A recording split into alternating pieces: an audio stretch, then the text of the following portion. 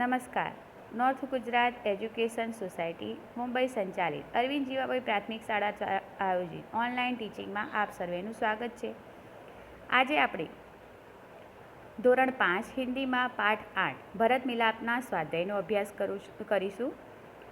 અગાઉ આ પાઠમાં આપણે આ પાઠની સમજૂતી મેળવી લીધી છે. ભરત, રામ અને લક્ષ્મણનો પ્રેમ આપણે જોઈ ચૂક્યા છીએ. બરાબર છે. તો આ સરસ વાર્તાનું હવે પ્રશ્નોના ઉત્તર જોઈએ. અહીંયા પહેલો પ્રશ્ન છે कि भरत को आते हुए देख लक्ष्मण को क्या शंका हुई.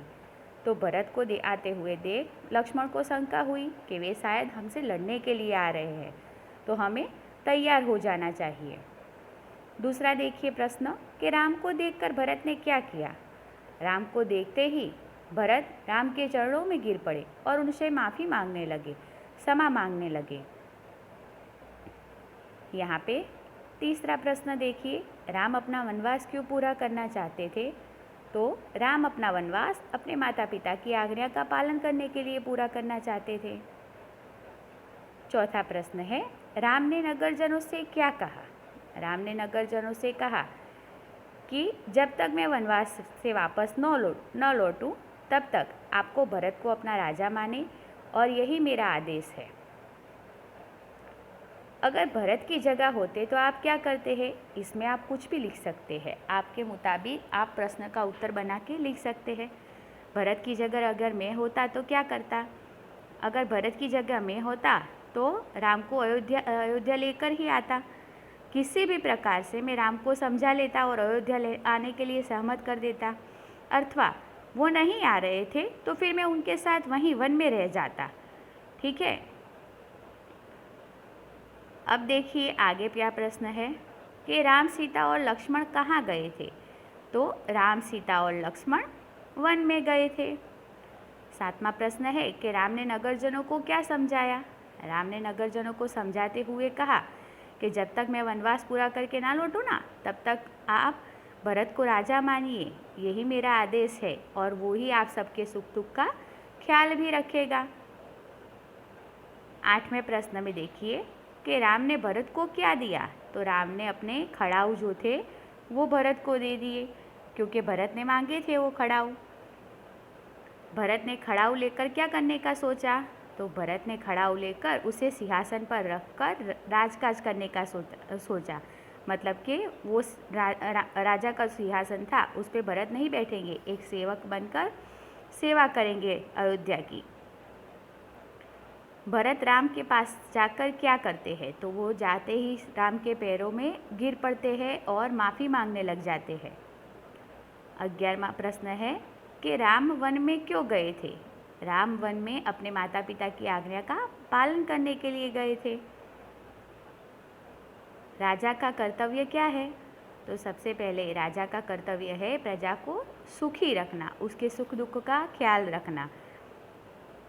13वां प्रश्न है, भरत ने राम से क्या मांगा. तो भरत ने राम से उनके खड़ाऊ मांगे थे, जिसे उन्होंने सिंहासन पर रखकर राजकाज करने का सोचा. भरत कहाँ गया. तो भरत वन में गया, राम के पास. आगे देखिए कि भरत की माँ का नाम क्या था. भरत की माँ का नाम कैकेयी था, जिनकी वजह से ही राम को वनवास जाना पड़ा था. आप अपने भाई के साथ कैसा बर्ताव करते हैं. तो अगर आप अपने भाई से बहुत प्रेम करते हैं, वो छोटा हो या बड़ा, तो उसके साथ हम बहुत प्यार भरा बर्ताव करेंगे, है ना. जब बीमार हो जाएगा तो बीमारी के समय में उसकी सेवा करेंगे और किसी भी प्रकार से उसकी मदद करेंगे. हमसे छोटा भाई होगा तो हम उसको पढ़ाने के लिए बैठेंगे. अगर उसे कुछ समझ में ना आता हो पढ़ाई करते वक्त तो हम उसको एक बड़े भाई की तरह, पिता की तरह बनकर उसे समझाएंगे. अब यहाँ पे कुछ रिक्त स्थान दिए हुए हैं. इन रिक्त स्थानों को मैं से पूरना है, उसका जवाब लिखना है. यहाँ पे पहली खाली जगह देखिए कि मैं रोज़ स्कूल जाता हूँ. एक में 2 मात्रा है और एक में 1 मात्रा है. जो स्टार्टिंग वाला पहला वाला जो मैं है उसका मतलब है कि जिसे हम गुजराती में हूँ कहते हैं, और जो बीच वाला स्कूल में उसका मतलब है कि किसी की अंदर या कहीं जा रहे हैं वो मैदान में. मैं भी उनके साथ खेलने में हिस्सा ले सकता हूँ। मैं 2 लड़कों में झगड़ा हो गया। मैंने उन्हें समझाया और वो मान गए और दोनों में दोस्ती हो गई। अब यहाँ पे एक रैपर दिया हुआ है। आप देख सकते हैं कि ये बालाजी वेफर का रैपर है। आप सब वेफर खाते ही हो। ये उसके उसका रैपर है। इसके अंदर आपको एक प्रवृत्ति के तौर पर दिया गया है कि इसके अंदर आपको कौन कौन सी छोटी छोटी जो डिटेल है वो दी गई है, वो हमें पढ़नी है ना।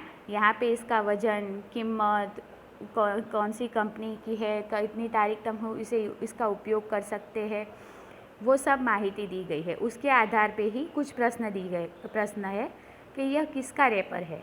तो इसका जवाब है ये बालाजी वेफर का रैपर है।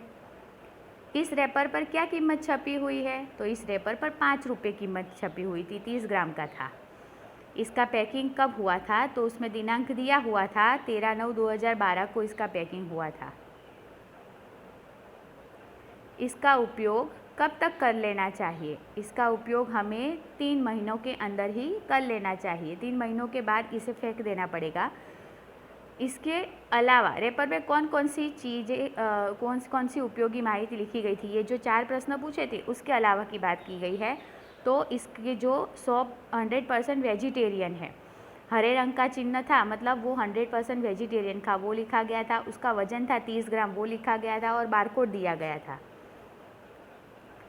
अब यहाँ पे देखिए पर्यायवाची शब्द। कुटिया तो झोपड़ी, शक आशंका, चरण पैर, कर्तव्य तो फर्ज, खड़ाऊ पादुका, शायद तो कदाचित, निकट तो नज़दीक, दोष तो अपराध और आदेश तो हुक्म। अब यहाँ पे कुछ रिक्त स्थान दिए गए हैं, वो हमें ख़त्म करने हैं। फिर से मैं से ही उसके उत्तर लिखने हैं। रोटी को देखकर बिल्ली के मुंह में पानी आ गया। मैं तुझे रोटी न ले जाने दूंगी। मैं कहती हूँ कि ये रोटी मेरी है। दोनों बिल्लियों में झगड़ा हो गया और रोटी लेने में मैं झपटी थी। अब यहाँ पे फिर से रिक्त स्थान पूर्ण है और यहाँ पे देखिए चीज़ वस्तु की कीमत अगर आपको देखनी हो तो MRP लिखा हुआगा, मैक्सिमम रिटेल प्राइस। चीज़ वस्तु का उत्पादन दिनांक देखना हो तो MFD लिखा होता है, मैन्युफैक्चरिंग डेट। चीज़ वस्तु का वजन देखना हो तो वेट लिखा होता है। अंतिम तारीख के लिए EXP एक्सपायर लिखा होता है और प्रमाणित खाद्य चीज़ों पे एग मार्क लिखा होता है। ऊन की टोपी या स्वेटर होगा तो उसके ऊपर वुल मार्क और सोने की चीज़ें होगी तो हॉल मार्क लिखा होता है। यहाँ पे हमें विकल्प चुनने हैं। जो हमने जो रैपर वाला देखा था उसी के आधार पे है। कीमत के लिए MRP देखेंगे, दूसरे नंबर पे है वजन के लिए वेट देखेंगे, तीसरे नंबर पे देखिए उत्पादन दिनांक के लिए मैन्युफैक्चरिंग डेट MFD और उत्पादन की अंतिम दिनांक EXP। उसी तरह से शाकाहारियों के लिए हरे रंग का निशान होता है और मांसाहारियों के लिए लाल रंग का निशान होता है। उसके अलावा है प्रमाणित खाद्य चीज़ों पे एग मार्क का निशान होता है। अब आगे देखिए, जल, थल और पेड़ों पर रहने वाले पशु पक्षियों के नाम लिखने हैं। जल मतलब पानी में रहने वाले, थल मतलब ज़मीन पर रहने वाले और पेड़ों पर रहने वालों के नाम हैं। यहाँ पे मैंने कुछ ही नाम लिखे हैं, आप अपनी तरह से इसमें कुछ भी चेंज कर सकते हो। जल में रहने वाले बतख, मछली, मगर, कछुआ, केकड़ा लिखा हुआ है। थल पर रहने वाले शेर, भालू, खरगोश, कुत्ता, गधा, काफ़ी सारे पालतू और जंगली जानवर हैं जो ज़मीन पे रहते हैं। मैंने सिर्फ यहाँ पे थोड़े ही लिखे हैं। पेड़ों पर रहने वाले बंदर, उल्लू, गिलहरी, गिद्ध, कई तरह के पक्षी। अब इस पाठ का व्याकरण है संज्ञा। संज्ञा किसे कहते हैं? तो किसी व्यक्ति, स्थान या वस्तु के नाम को संज्ञा कहा जाता है। जो किसी जाति का निर्देश करता है उसे भी संज्ञा कहते हैं। ठीक है, यहाँ पे आपके सामने कुछ वाक्य आएंगे, आपको उनमें से संज्ञा ढूंढनी है। जैसे कि सतीश होनहार लड़का है, तो यहाँ पे सतीश और लड़का दोनों संज्ञा है। दूसरा देखिए कि नर्मदा गुजरात की बड़ी नदी है, तो नर्मदा और नदी दोनों ही संज्ञा है। उसके अलावा देखिए तीसरे नंबर पे है कि गिरनार गुजरात का सबसे बड़ा पर्वत है। यहाँ पे गिरनार पर्वत दोनों ही संज्ञा है। गिरनार जो है पर्वत का नाम है और पर्वत जो है पर्वतों की जाति दर्शाता है। अब आगे देखिए, हमारे राज्य का नाम गुजरात है, तो यहाँ पे गुजरात और राज्य दोनों ही संज्ञा है। उसके बाद है कि गीता एक महान ग्रंथ है। यहाँ पे गीता और ग्रंथ दोनों ही संज्ञा है। ठीक है, इसी के साथ ये पाठ यहाँ पे ख़त्म होता है। जय श्री कृष्ण।